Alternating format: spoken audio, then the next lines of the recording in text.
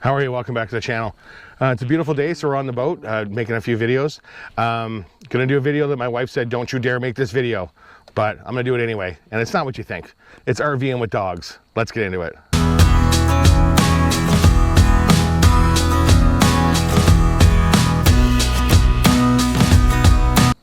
Hey, welcome back to the channel. If it's your first time here, great to see you. If you're returning, good to see you again.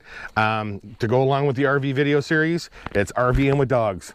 We all love our dogs and we all love RVing.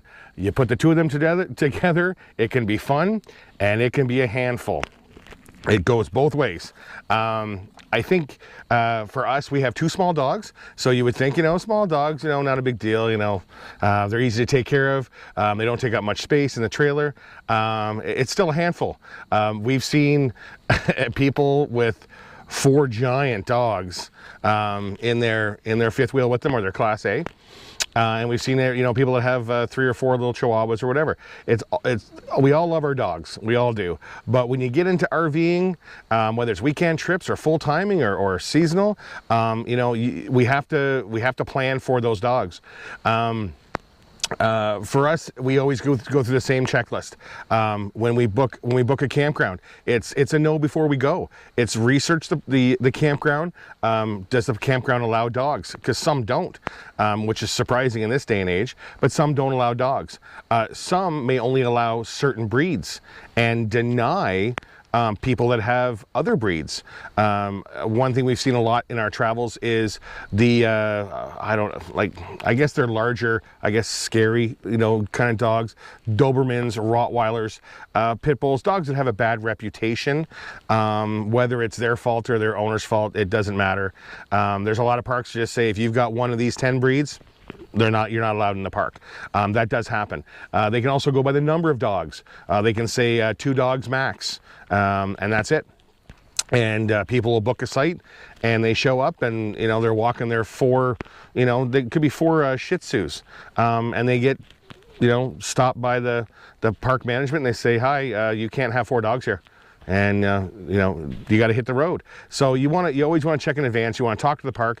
If the park has any restrictions on dogs of any kind, pick up the phone and call them when you make your booking. I know there's lots of online booking tools out there that people will use, but if there is a restriction from the park for a number of dogs, the breed of dogs, whatever, just pick up the phone and talk to them and make sure it's okay before you do the rest of your planning. If your dog doesn't match what their rules are, well then, thank you very much and move on to a different park and do your bookings that way. For us, for our travel days, is the truck set up for the dogs? Do we have the tie downs for their collars while we're moving? Are there beds in there? Is there water for them? Is there, all this kind of stuff that we need to set up for the dogs? Is one of the dogs not feeling well, and he might throw up in the truck while we're driving? There's all those things we got to look at, and it's the same as having a dog at home. But when you're in your vehicle and you're driving down the interstate or back roads or whatever, and all of a sudden your dog starts throwing up, well, you need to find a spot to pull over, and then hopefully that spot will be big enough to hold you and your rig, and yada yada yada. There is all that stuff, so you gotta keep your eye on that stuff. The other thing too is when you're traveling with pets, and you should do it for yourself too, is you need to make sure you plan your stops. You need to take a break yourself, but the doggos have got to get out there too, and they need to stretch their legs, and and they got to use the washroom the same as us. So plan your stops accordingly, and just make the trip. If you plan a little bit, it makes your life easier, for everything. So just plan stops for the dogs, and then of course, plan stops for yourself as well. When you're RVing with dogs, my biggest thing is when you're at your campground and you're there for, well, we'll just say a month, and you're exploring the area, and you and your wife or you and your spouse want to go out and explore the city. And you're like, oh, we'll just go for a few hours. Well, you can't just leave the dogs there without any kind of plan. You got to be like, okay, how hot is it going to be today? Make sure the air conditioner is going to come on properly. Do I have a heat monitoring system for the rig that I can check on to make sure the dogs are okay? There's a bunch of different brands of the temperature monitoring systems for your RV, for your pets. They are worth it. They are absolutely worth it. I know some people are like, well, you know, it won't be that bad. I'll just ask my neighbor to pop over and let them out, you know, a couple of times. Hey, if you've got a neighbor that will do that for you, that's great. We like our monitoring system, and it gives us peace of mind. We can leave for a few hours and then and know that the dogs will be okay. If we end up getting stuck and we're going to be, you know, 3, 4, 5 hours, that's where it's great to be able to have that neighbor next door or someone that you trust in the park to be able to say, hey, can you let my dogs out for a break because we're stuck in traffic, or the trip took longer than we thought, whatever. You can set that up yourselves, but the temperature monitoring system, at least you know yourself, you're monitoring the temperature of your trailer, and you know your dogs are going to be okay. So that's the big one. The other thing is you need to, how do I put this? Okay, we'll do it the easy way. We have one dog that is an amazing dog, and he's older. We have another dog that's an absolute nightmare. When it comes to barking, separation anxiety, that kind of stuff. So in the 4 years that we've been traveling, you know, the dog that's had issues is doing better, which is great. But she still has problems when we're not there.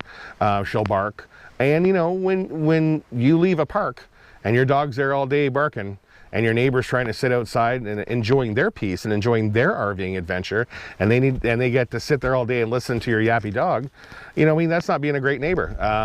You know, I mean, every time we leave the park, I think, okay, am I going to get that knock on the door, you know, when we get back saying, hey, look, man, you can't leave your dog here all day by itself. It drove everybody crazy, et cetera, et cetera, et cetera.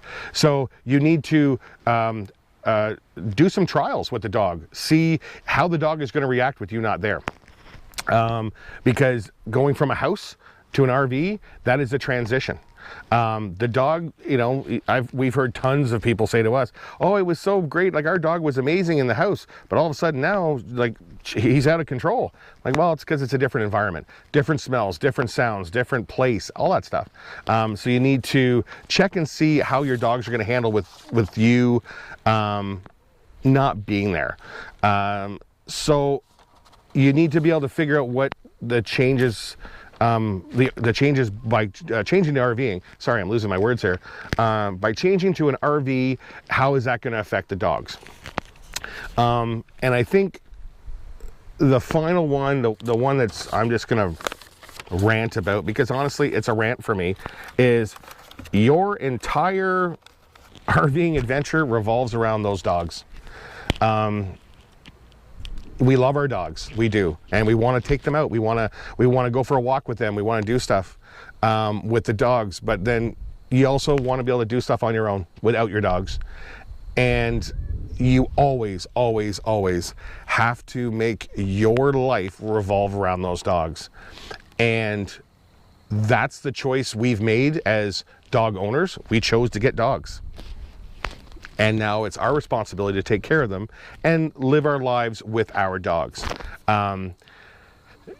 It's something you have to prepare yourself for. I had run the example I have of this, the true story, is I ran into an RVing couple, full-timers, and they were from, I think they were from Idaho, I'm not 100% sure. Great people. And it was our first year full-timing, and they had been full-timing for 8 years, and they had 2 Cocker Spaniels. And I had said, hey, have you got any advice for a new full-timer? And we didn't even discuss the topic. They looked right at me and said, don't get dogs. If you have dogs, wait until the dogs have moved along, or you know, whatever, before you start full-timing, because you are in servitude to those dogs. And it was kind of an interesting perspective, because I never really thought about it like that.